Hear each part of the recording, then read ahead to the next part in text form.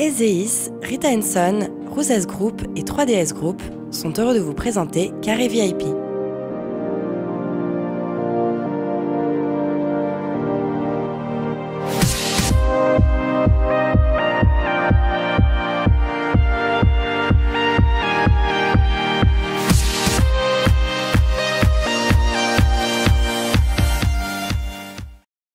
Bonjour à tous, bienvenue dans ce nouveau numéro de Carré VIP. C'est le cercle privé où les stars de la culture, du sport et des médias échangent avec les directeurs de l'environnement de travail et de l'immobilier.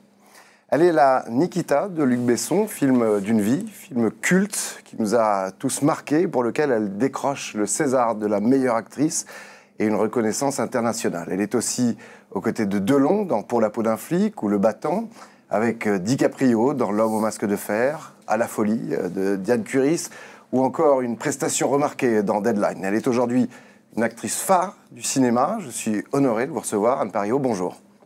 Merci mille fois d'être sur notre plateau. Anne, vous avez tourné dans 30 films environ, dans des genres très différents, en presque 50 ans de carrière. Vous avez commencé très très jeune, il faut le dire. Comme dit Nikita, se faire attendre, c'est se faire désirer. Alors, j'ai commencé très jeune, comme vous venez de le préciser, donc j'ai pas eu le temps, en fait, d'attendre. Et surtout que moi, je me destinais vraiment à une autre carrière, parce que moi, je voulais être pénaliste, donc pas du tout actrice. C'est vraiment le hasard de la vie et les circonstances qui m'ont amenée et dirigée vers le monde des arts, où là, d'un seul coup, la première fois que j'ai fait le premier film, j'ai découvert une ambiance, un climat que je me suis dit, c'est là que je veux vivre, c'est là que je veux exister. Mais je n'y aurais pas pensé, en fait. Donc, j'ai pas eu c'est pas un désir qui a été satisfait, c'est une révélation qui m'est tombée dessus. Et je remercie tous les jours. Alors, votre actu, c'est votre 4e pièce de théâtre. Ça s'appelle Le Bémol. C'est aux côtés de Pascal Légitimus, Lionel Belanski, Anne-Sophie Girard, Bertrand Mounier et Soleil, une pièce de Cyril Massaroto, mise en scène par Anne Bouvier. C'est au Théâtre des Variétés du 3 au 21 juin prochain. C'est une comédie sur un tempo, on peut le dire, enlevé. Oui, parce qu'en fait, il s'agit d'une comédie de mœurs dans le monde de la musique, entre un chef d'orchestre, son premier violoniste, et au cours d'une soirée où donc... chacun avec sa femme ou son amoureuse, les choses vont se complexifier parce que pour la première fois, alors que ça fait 30 ans qu'ils jouent ensemble et qu'ils font les concerts ensemble, son premier violon a fait un si bémol au lieu de faire un si.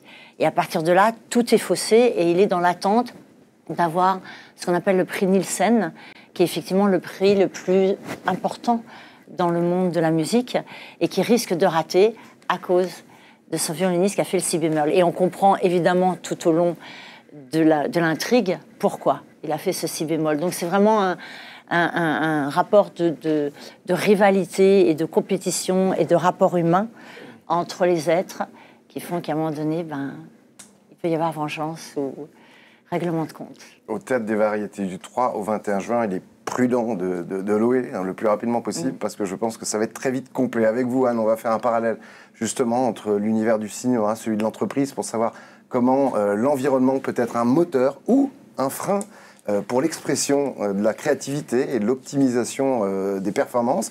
Et pour faire justement la passerelle avec l'entreprise, j'ai le plaisir de recevoir Benoît Crouzatier, qui est dirigeant d'Ezeis, la référence du Facility Management. Bonjour Benoît. Bonjour Alexandre.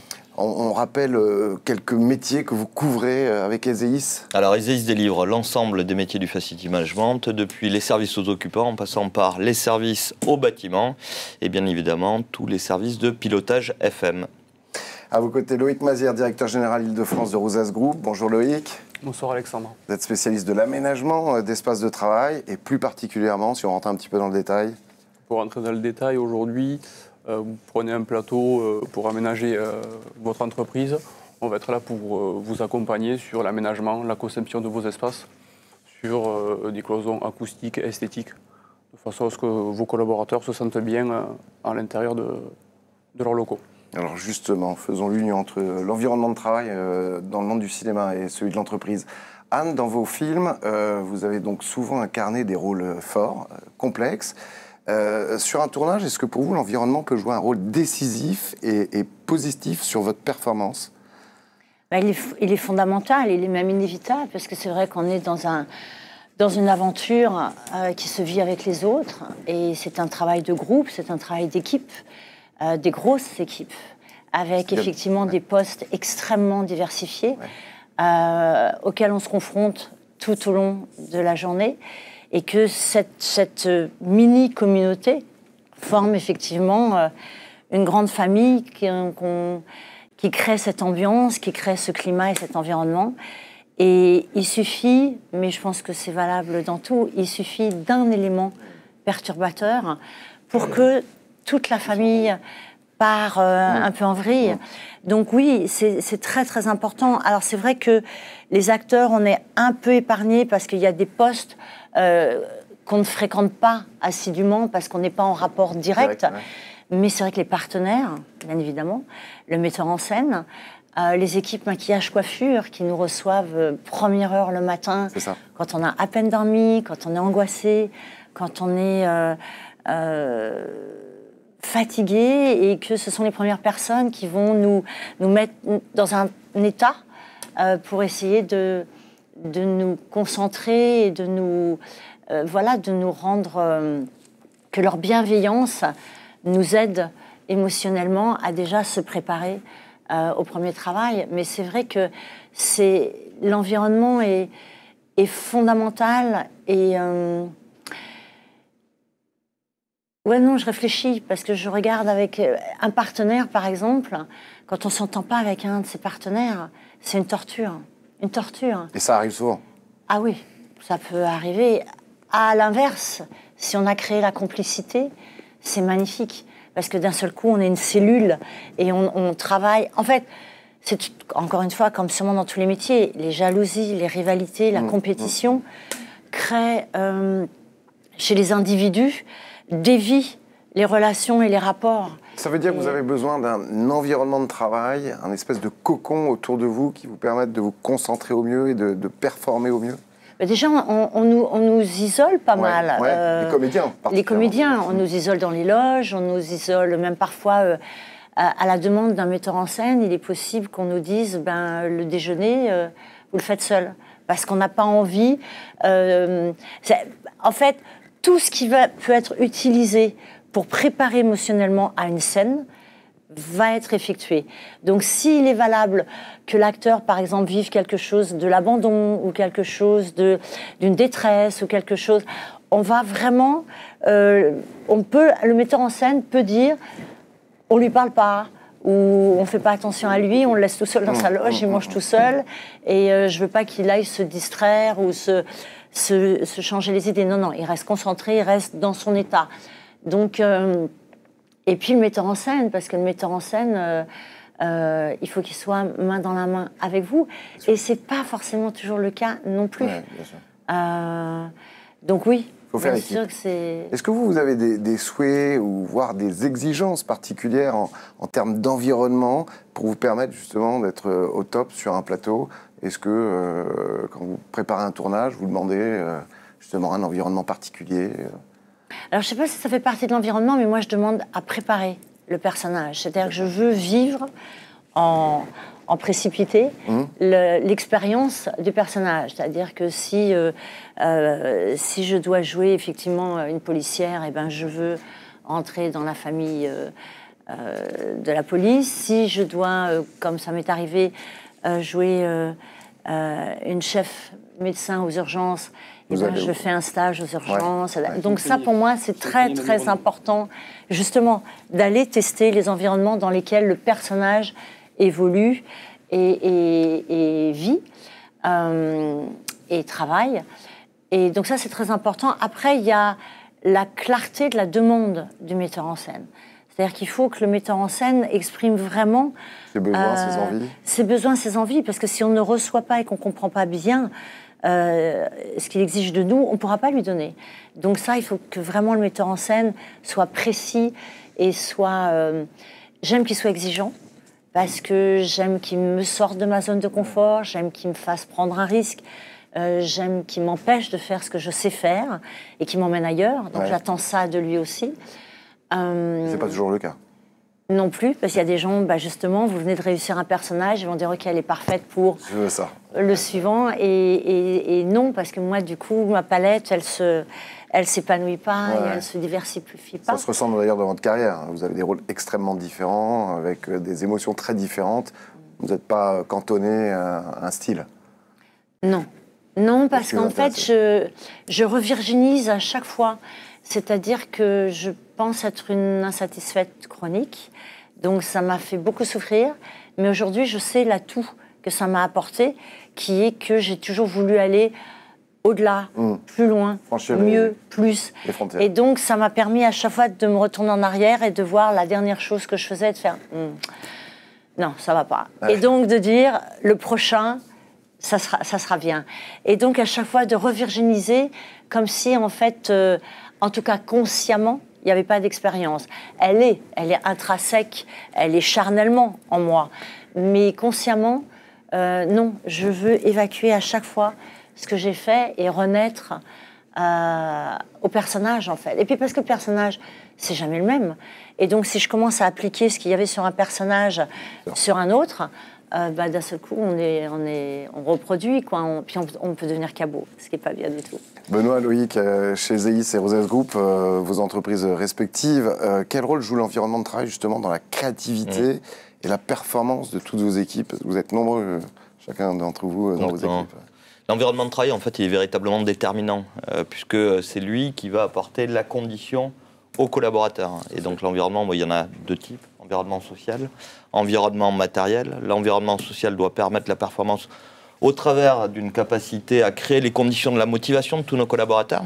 C'est exactement comme, je comprends, sur un tournage. Nous, on serait plutôt les metteurs en scène, en fait. C'est vraiment ça. Donc, on crée les conditions qui permettent à chaque collaborateur de pouvoir s'exprimer, des conditions de sécurité qui lui permettent de créer, puisqu'il... si on demande à nos collaborateurs d'être des créatifs, il faut aussi accepter qu'ils puissent être en échec. Et puis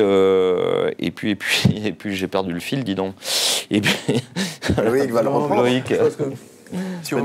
Non, mais l'esprit d'équipe aujourd'hui, c'est que l'environnement du travail pour nos collaborateurs, comme vous avez pu le dire tous les deux, il est primordial et essentiel. Aujourd'hui, à la différence de peut-être vous dans votre secteur où vous allez, dans votre domaine où on va vous isoler dans une loge, nous aujourd'hui, nos collaborateurs, on va plutôt essayer de les mettre dans des espaces ouverts pour qu'il y ait au contraire cet échange, s'il y a cet échange, ça va stimuler un petit peu leur productivité et ça va améliorer un petit peu ça va tirer tout le monde vers le haut. Que essayer de les renfermer chacun dans les propres... Aujourd'hui, voilà, on essaie plutôt d'ouvrir les espaces et de tirer tout le monde vers le haut en pouvant échanger et se diversifier. Mais je pense que ça dépend aussi du tempérament des individus, en fait. Parce que je suis en train de repenser à ce que je vous ai dit. Moi, j'aime m'isoler. Mais il y a des acteurs qui vont vouloir être au milieu des équipes, avec la troupe. Donc, c'est très personnel, en fait, la façon dont on... Et nous, aujourd'hui, aussi, ça va varier aussi en fonction des pôles. On va avoir des pôles RH, on va avoir des pôles... Aujourd'hui, les pôles RH vont être isolés. Tout ce qui va être aujourd'hui présent, les conducteurs de travaux, les chargés d'affaires, eux on va avoir besoin d'échanger ensemble pour retranscrire, pouvoir échanger sur des problématiques, ce qui fait évoluer, qui fait grandir tout le monde aussi. Et je repense à quelque chose par rapport à votre question. J'ai travaillé en Amérique et par rapport à l'environnement, eux, ils font très, très, très attention parce qu'en fait, en France, le chef, c'est le metteur en scène. Mais en Amérique, c'est l'acteur parce qu'ils estiment que c'est lui qui est sur l'écran et qu'il faut lui donner toutes les conditions pour que sa performance soit au maximum de son potentiel. Mais pour ce faire, effectivement, là, l'environnement, on est dans des loges, on a tout le confort, on nous traitait effectivement comme des rois et des reines. En revanche, ils sont exigeants sur la résultante. Parce qu'il n'y a plus aucune excuse pour que le résultat ne soit pas à la perfection. Donc, en Amérique, l'environnement... C'est intéressant ce parallèle que vous faites entre les États-Unis et la France, justement, c'était de savoir, entre votre début de carrière et aujourd'hui, comment cet environnement de travail sur un plateau, est-ce qu'il a évolué en France? Est-ce qu'il y a eu des vrais progrès pour que vous soyez plus performant? Oui. Et puis je pense que ça continue, on est en cours de chantier. Mais c'est vrai que oui, le cinéma évolue et que l'industrie a réfléchi de nouveau à ses conditions de travail, et puis que MeToo est passé par là, et que bien évidemment ça a fait faire une avancée, un bond incroyable pour revisiter quelles étaient ces conditions et éviter effectivement toute forme d'abus, et qu'aujourd'hui on a, pour qu'un climat soit beaucoup plus sain sur un plateau, il peut y avoir des référents, il peut y avoir des médiateurs, il peut y avoir des gens qui assistent pour tout ce qui va être les scènes de bagarre, les scènes d'amour. Ouais. C'est devenu très sécurisé parce qu'il y a eu des accidents avec les armes, il y a eu des abus excès, avec la sexualité. Donc les choses maintenant sont très...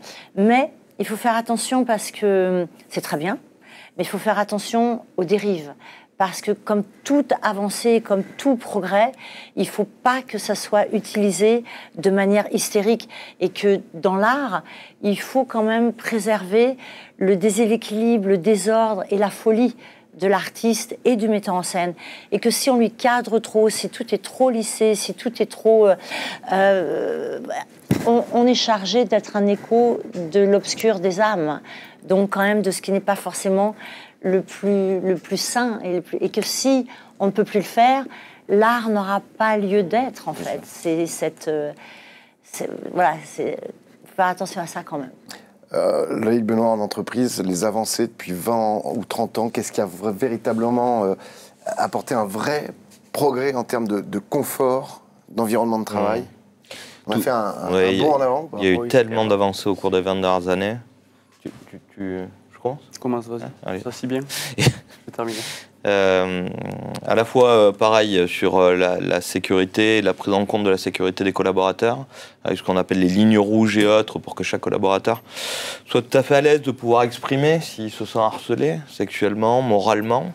Ça a été une véritable avancée, mais au-delà de tout ça et de tout ce qui a été loi E20 et autres, il y a aussi l'évolution de tous les moyens matériels qui ont été mis à disposition. On est maintenant sur du travail hybride, il y a le développement de toutes les technologies de travail à distance, du Teams, du WhatsApp, etc., qui doit apporter plus de confort et la possibilité à chaque collaborateur de pouvoir déterminer si c'est un moment qu'il doit mettre à profit de façon collective avec son équipe pour avancer sur un projet donné, ou c'est un moment sur lequel il doit se concentrer sur lui-même pour traiter une problématique individuelle. Et ça a vraiment du bon, ça permet de favoriser la performance de l'entreprise. Oui. Non, mais pour compléter ce que vient de dire Benoît, avant on arrivait dans des bureaux qui étaient très cloisonnés, chacun était dans son bureau, il n'y avait pas d'échange. Son bureau individuel. Il y avait à peine une petite machine à café. Aujourd'hui, on arrive sur des espaces détente qui vont être sur mesure, avec des baby-foot, des télés, des soirées à thème qu'on peut leur proposer. Dans les espaces, aujourd'hui, on va avoir des phone box qui vont leur permettre de s'isoler. Ils ont même aujourd'hui des bureaux ergonomiques qui leur disent quand est-ce qu'il faut se lever, quand est-ce qu'il faut se rasseoir pour qu'ils soient sur la bonne position sur le bureau. On peut aller jusqu'au siège qui va être chauffant, sans parler, comme a pu en parler Benoît, du télétravail, de la flexibilité au niveau des horaires, qui fait qu'aujourd'hui, tout ce confort, il n'avait pas avant, mais aujourd'hui, on passe plus de temps au travail que chez soi. Donc si on veut garder nos collaborateurs et si on veut garder de bons collaborateurs, cet environnement de travail, il est nécessaire et obligatoire. Il faut qu'ils se sentent comme chez eux, tout à fait. On va parler de la gestion de la pression, justement, dans des environnements exigeants. J'imagine, Anne, que vous avez eu des tournages qui étaient difficiles, entre guillemets, dans le cadre de votre implication, dans le cadre de votre préparation. Moi, je pense à Nikita, par exemple. Je rappelle le pitch pour ceux qui ne l'ont pas vu, et ils sont rares, mais en tout cas, je leur recommande de le voir. C'est l'histoire d'une rebelle et toxicomane qui est condamnée à la prison à vie après un braquage et qui est recrutée par une agence gouvernementale secrète pour être formée à devenir une tueuse à gages. Sur le tournage, on imagine que, vu le scénario, tout devait être au carré, c'est le cas de le dire, pour que vous soyez prête à incarner ce rôle dingue. J'aimerais que vous parliez de cette préparation incroyable que vous avez eue. Elle a duré très longtemps. Dans un environnement particulier. Oui, elle a duré très longtemps. Et effectivement, pour toute la première partie, où elle devait être dans cet état de toxico, clochard, de fille dans la rue, en fait. J'ai vécu pendant 1 mois et demi dans une usine désaffectée à Saint-Denis ou quelque part en banlieue, où j'étais seule au monde et dans une cellule, vraiment. Et il y avait juste un gardien avec un chien à l'entrée, quand même, pour ma sécurité. À l'époque, j'avais 5 francs pour manger. le déjeuner et le dîner, donc il fallait que je me débrouille avec ça. Et surtout, j'avais déjà mon costume, j'avais déjà la perruque, et interdiction de se laver, interdiction, alors pas le droit de lire, pas le droit d'écouter de la musique, pas le droit de parler à personne, pas le droit, vraiment un isolement, le vécu de ce personnage-là, jusqu'au point où parfois je dormais dans le métro, parce que en fait, quand on se prépare, c'est pas ça, c'est que quand on se prépare pour un film, les premiers jours, on fait oui, c'est fun, c'est drôle, c'est pour un rôle et tout, et en fait, on rentre vraiment dans la perspective et les racines d'un personnage, et on oublie, et on rentre vraiment dans la vie, et du coup, on vit, et je pense que c'est ce qui est souhaité, on vit vraiment avec qu'est-ce que ferait cet individu. Et donc, il irait dans le métro pour avoir chaud. J'allais à Megastore pour entendre de la musique en trichant parce qu'on pouvait écouter de la musique. Et vous deviez être grimée comme Nikita. Hein. Ah ouais, il y a des gens qui ont dû se dire « Ah, mais en fait, c'était la fille de... » Et c'est vrai qu'un jour, je suis dans le métro avec mon costume. Et on oublie, il n'y avait pas de glace, j'avais pas de miroir, je ne me lavais pas, rien du tout. Et je marche comme ça le long du quai, et il y a 3 clochards sur un banc qui me regardent passer, et j'entends « Oh là là, mais qu'est-ce qu'elle est sale, est-ce qu'elle sent mauvais, est-ce qu'elle est laide, elle ?» Et là, ça m'a choquée, parce que moi, je ne me voyais pas, et je me suis dit « Je dois commencer à être dans le personnage, parce que pour que eux, qui étaient 3 locs, me disent ça, je me suis dit, ok, et pareil dans l'autre sens, c'est-à-dire que quand il a fallu basculer, au contraire, dans la personne qui a appris à se tenir, à se comporter dans le monde et à manier les armes, j'ai appris à tirer avec toutes les armes possibles, de la plus petite à la plus grosse. Et pareil, je me suis fait coincer un jour, parce qu'on m'avait dit les armes, vraiment, c'est chez vous, hein. Parce qu'il fallait que je muscle le poignet, il fallait que j'apprenne à les monter, les démonter. Particulièrement lourd, hein, je crois. Ah oui, j'avais un Uzi, qui est l'arme israélienne, qui est lourde. Et puis, il fallait que j'apprenne, les yeux bandés, à monter et démonter avec un chrono l'arme. Et donc, en fait, comme j'avais un chauffeur dans la deuxième partie pour m'emmener faire les arts martiaux, le sport, les armes et ça, je profitais de la voiture pour m'exercer. Et en fait, j'avais prévenu évidemment le chauffeur en disant « Si jamais vous voyez la police, vous me prévenez, je remets tout dans le sac. » Et puis un jour, elle m'a prévenu trop tard et je me suis fait coincer par la police. Et j'ai eu vraiment très très peur parce que la police nous a fait sortir et qu'elle m'a vraiment mis en joue et que j'ai rigolé. J'ai dit « Non, mais attendez, je suis une actrice, je vais vous expliquer. » Et elle ne m'a pas cru du tout. Moi, je n'étais pas plus connue que ça non plus à l'époque et qu'elle m'a mis l'arme ici et qui m'a dit « Tu poses toutes tes armes et tout. » Et je suis restée 48 heures en garde à vue, parce qu'en fait, c'était à Saint-Denis et que c'était pas la même législation que Paris. Et on m'a dit, on veut rien. J'ai dit, appelez la production. Il m'a dit, non, non, non, ça c'est Paris. Nous, on veut savoir d'où viennent ces armes. J'avais un sac plein d'armes. C'était donc. C'était pas aujourd'hui. C'était le tournage sur lequel vous avez eu le plus de pression, ou il y en a eu d'autres? En plus. Non, parce que Delon, c'est quand même l'école de l'excellence, c'est l'école de l'exigence et de la perfection. Comment vous avez fait justement pour gérer cette pression aux côtés d'Alain Delon? On gère pas. On est en miroir avec un maître et on se dit, ok, il faut faire tout ce qu'il dit et essayer d'être le plus en adéquation avec l'image qu'on a de ce directeur qui est extrêmement exigeant et qui a surtout une volonté de travail, un travail acharné jusqu'à l'obsession. Et que pour lui, il y a pas autre chose qui a plus de valeur que le métier d'acteur et la création, et qu'il faut être prêt à tout.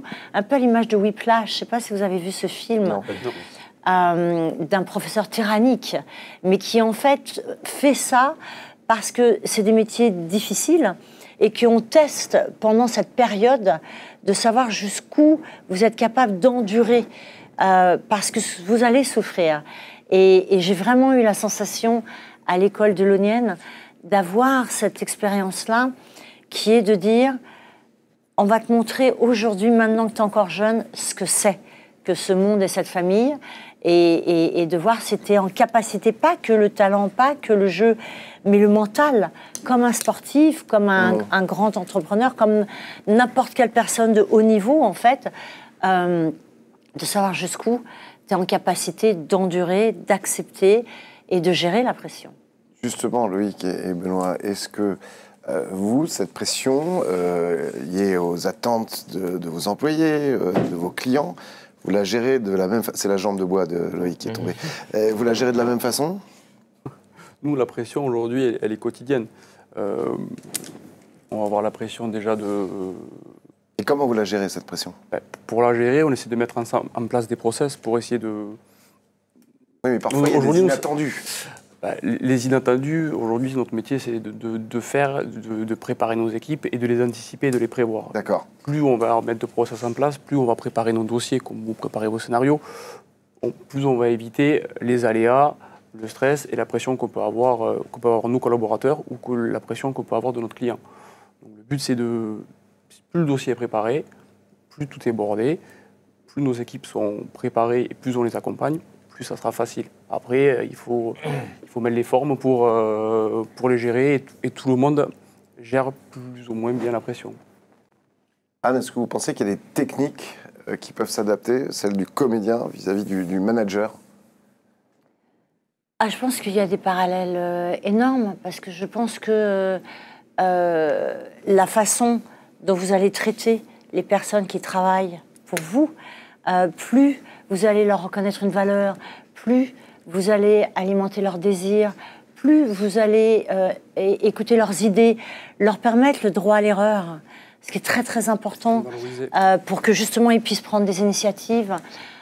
Plus vous allez les mettre dans un cadre et de créer, je pense, fondamental, l'aventure commune. Et à travers cette aventure commune, comprendre que la complémentarité de chacun, c'est ce qui va créer la réussite de l'aventure unique, en fait. Et donc de créer ce désir pour le particulier, mais pour le côté grégaire d'une aventure, et de dire si l'aventure réussit, chacun de nous réussit. Et donc ce désir qui est quand même un cadeau du ciel, parce que le désir, ce qui est merveilleux, c'est qu'il n'a pas d'âge, et que il vaut mieux une personne d'un certain âge qui a le désir qu'un jeune désabusé. Donc cette idée du désir qui fait qu'on est invincible, irréductible, qui fait que rien ne nous arrête, je pense que c'est l'élément le plus important à créer dans une équipe. En termes d'environnement de travail, de matériel, j'imagine que tout ça est important. Dans une loge, vous avez peut-être des volontés, des exigences sur un tournage. Je ne sais pas ce que vous attendez. Quand vous signez un contrat, par exemple, est-ce que vous êtes attentive à ça? Vous avez lu le scénario, ça vous plaît? Vous avez des souhaits vis-à-vis de ce qu'on vous propose en termes de qualité, de concentration, d'environnement? Non, moi, je n'ai pas ces exigences-là parce que je suis tellement comblée, en fait, de faire ce que je fais. Ouais. Et que ce qui va être important pour moi, c'est vraiment les éléments d'un metteur en scène, un rôle, un scénario, et qu'est-ce que moi je vais apporter en tant qu'actrice. Et ça, c'est valable internationalement. Et après, les aléas de...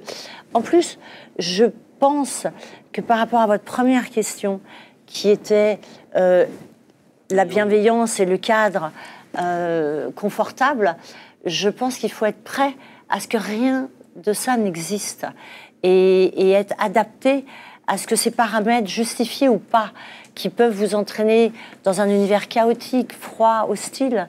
C'est peut-être plus facile dans l'univers du cinéma quand on est comédienne ou comédien que dans l'univers du travail quand même, où il y a beaucoup d'exigences aujourd'hui, de confort, etc., alors que les artistes, parfois, ont besoin d'être mis en péril quelque part.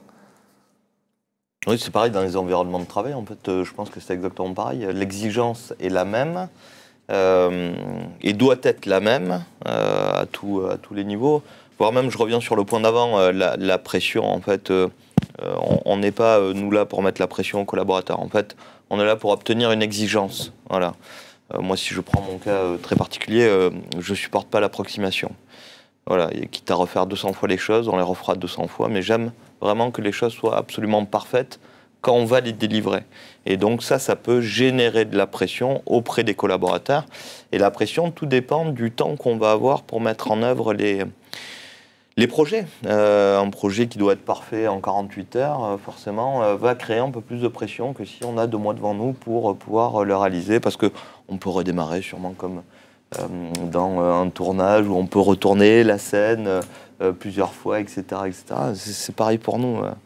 Exactement la même chose. Et cette exigence, elle doit être quotidienne. Elle n'empêche pas la bonne ambiance, elle n'empêche pas la sympathie, la convivialité. Au contraire, tout ça doit exister aussi, parce qu'il n'y a que de l'exigence. Finalement, il n'y a plus d'équipe. Voilà. Mais je pense que l'individu isolé doit être en capacité, si pour des raisons personnelles, en plus, il se peut très bien qu'il soit dans un cadre tout à fait normal et adéquat, mais que lui, pour des raisons qui lui appartiennent, ne se sente pas forcément en adéquation, et qu'il doit être en mesure d'aller chercher en lui les ressources et la force de se dire il faut que je donne le résultat, que ce soit dans un cadre de bienveillance ou que je ne l'ai pas. Ça vous est arrivé justement sur un tournage de vous trouver dans un environnement de tournage qui était négatif, qui ne vous convenait pas et sur lequel vous avez dû quand même aller puiser au fond de vous-même pour... Ça m'est arrivé une fois. Ouais. Honnêtement, j'ai été très privilégiée, mais une fois à un tel point que le hasard a fait que j'ai pu quitter le film. Parce qu'en fait, c'était un tournage qui se passait en Israël, et c'était un film israélien. Et le metteur en scène est un metteur en scène connu, mais il utilise le cinéma pour témoigner de tout ce qui va être la violence, les abus et les dérives de son pays. Mais avant et après, il est tout à fait humain et tout à fait bien, mais pendant qu'il tourne, il devient un monstre, littéralement un monstre. Et donc, moi, ils m'ont fait venir et ils m'ont laissé à ne pas tourner pendant des jours et des jours dans un coin, à m'isoler. Vous étiez dans une loge Non, même pas, sur le plateau, à regarder tous les autres tourner. Et tous les soirs, on me préparait, on me maquillait, on me préparait et tout ça. Et on me disait, ben non, tu ne tourneras pas aujourd'hui. Et ça pendant 10 jours, pour me mettre, soi-disant, dans une condition. Et en fait, je l'ai très, très mal vécu parce que... Mais pourquoi, alors que justement, vous aviez vécu cet isolement pour Nikita Pourquoi ? Parce que là, vous aviez été mis sur le fait accompli ? Parce que toute la différence, c'est que l'autre était propice et en accord et en complicité avec un metteur en scène et avec un personnage. Là, c'était pas du tout utile pour le personnage. C'était un metteur en scène pervers narcissique qui s'amusait à mettre sous emprise et à gérer un peu comme un marionnettiste, c'est-à-dire ça m'amuse en fait de faire ça avec elle. Avant, ils m'ont laissé à Tel Aviv pendant 3 semaines enfermée dans un hôtel sans raison. Et en fait, donc par rapport à ce que j'ai dit tout à l'heure, j'ai rempli absolument mon contrat et j'ai fait avec ce que je vous ai dit, c'est-à-dire je vais chercher à l'intérieur le fait de jouer ma partition jusqu'au moment où ce metteur en scène a perdu sa maman pendant le tournage. Le tournage s'est arrêté pendant 1 semaine et je suis jamais revenue. Et je suis pas revenue parce que contractuellement, il ne remplissait pas du tout. En plus, j'ai signé pour un film, pour un scénario et pour un personnage. Et quand je suis arrivée sur le tournage, c'était de l'improvisation et il n'y avait plus rien du tout. Donc je n'avais pas de scrupule à dire je me retire du projet parce qu'en fait ce n'est pas le projet pour lequel j'ai signé. Donc non, c'était très très particulier. Et par ailleurs, avant et après, j'ai beaucoup aimé cette personne. Mais sur le tournage, c'est un... Ça, c'est des choses qu'on ne retrouve plus l'environnement dans le milieu du travail. Et vous, justement, vous agissez pour que ces conditions, les employés ne puissent plus se retrouver dans telles conditions. Aujourd'hui, nous, il faut plus qu'on ait une cohésion d'équipe. Aujourd'hui, si on veut que ça fonctionne, si on veut que l'entreprise fonctionne, il faut qu'il y ait une cohésion, il faut que chacun a... On ne peut pas isoler l'un d'entre vous. On ne peut pas les isoler. Aujourd'hui, chacun est un rôle clé à chaque étape de la société. Et si on veut y arriver, comme on l'expliquait tout à l'heure, aujourd'hui, c'est un groupe, on y arrive ensemble. Ce n'est pas juste nous qui sachons tout. Aujourd'hui, on est accompagné de personnes qu'on est là pour mettre en confiance, on est là pour faire grandir. Et grâce à eux, aujourd'hui, on arrive à obtenir des résultats. Et c'est ce que vous offrez aussi aux entreprises, à vos clients, avec vos palettes d'activités, justement. C'est de proposer un cadre qui englobe tout et tout le monde. Exactement. Un cadre qui englobe tout et tout le monde et avec cette différence qui porte sur la motivation. L'isolation, en fait, tu peux la faire, Alexandre, mais elle est que temporaire. Elle ne peut pas mener sur du long terme à quelque chose qui est positif. On le voit bien. L'isolation qui traînerait, en fait, ne crée pas de positif. C'est absolument pas possible. On peut le faire temporairement, c'est tout. Non, mais aussi l'énorme différence, c'est que l'acteur, son outil, c'est ça. C'est lui et c'est son émotion. Et donc, on joue et on travaille et on explore et on dévaste aussi les émotions. Alors que j'ai l'impression que dans votre monde, c'est l'intellect. Vous faites appel à un intellect, à une cérébralité, à une réflexion. Avec des gens qui ont des émotions, mais vous jouez pas. C'est pas l'émotion qui va traduire votre résultat. C'est une réflexion, une recherche, une étude, une. Oui, c'est un travail d'équipe. En fait, oui, il y a la recherche, il y a l'intellect, il y a le travail d'équipe, il y a le projet, et ensuite il y a l'émotion qui doit traduire une motivation. Et la motivation ne peut l'atteindre que par l'émotion. Donc il faut absolument travailler sur l'aspect émotionnel de nos collaborateurs pour qu'ils soient le plus motivés. Oui. Qu'il y ait vraiment le last mile à la fin, qu'ils aient pas envie de lâcher l'équipe, qu'ils se disent là j'y vais, c'est pas facile, c'est dur, mais on va y arriver. Y arriver. Voilà, j'y crois, exactement. J'y crois. Merci infiniment, Anne, d'être venue dans Carré VIP. Merci. Je rappelle votre actu, vous serez dans la pièce Le Bémol aux côtés de Pascal Légitimus et Lionel Abelanski. C'est au Théâtre des Variétés du 3 au 21 juin. Vous louez vos places dès maintenant. Merci beaucoup, messieurs. Merci Alexandre. Merci donc à nos partenaires Rita & Sons, 3DS Group et donc Rosès Group et Zeis. Rendez-vous fin juin pour le prochain numéro de Carré VIP. En attendant, prenez soin de vous. Ciao. Zeis, Rita & Son, Rosès Group et 3DS Group ont été heureux de vous présenter Carré VIP.